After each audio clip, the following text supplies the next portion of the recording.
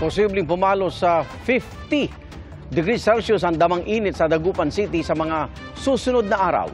Sa Maynila naman, magiging half day na ang pasok sa mga public school dahil sa matinding init. Saksi, si Salima Refran.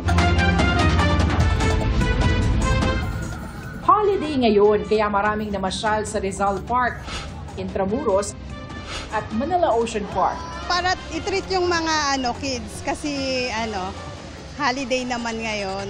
Mahilig sila sa mga sea animals eh. Kanya-kanyang setup naman ng inflatable pool ang mga taga-Delpan sa Maynila.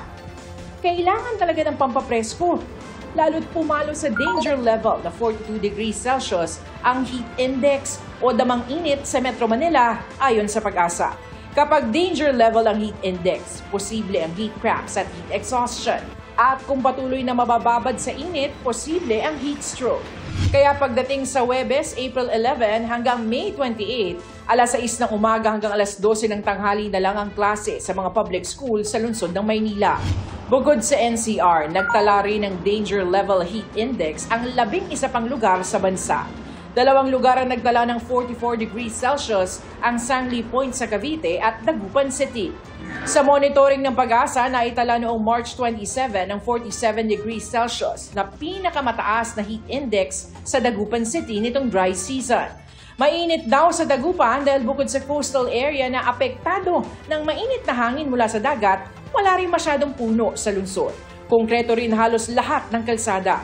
Posible pa raw pumalo sa 50 degrees Celsius o higit pa ang heat index sa mga susunod na araw.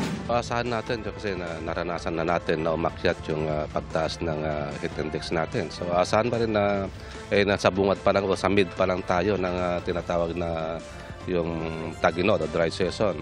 Batay sa 2-day heat index forecast ng Pag-asa, aabot sa 44 degrees Celsius ang posibleng damang init sa Dagupan. Nasa 41 hanggang 43 degrees Celsius naman sa ilang bahagi ng Palawan, Occidental Mindoro, Capiz, Cotabato at Cavite. Para sa GMA Integrated News, Salima Refran, ang inyong saksi. Mga kapuso, sama-sama tayong maging saksi.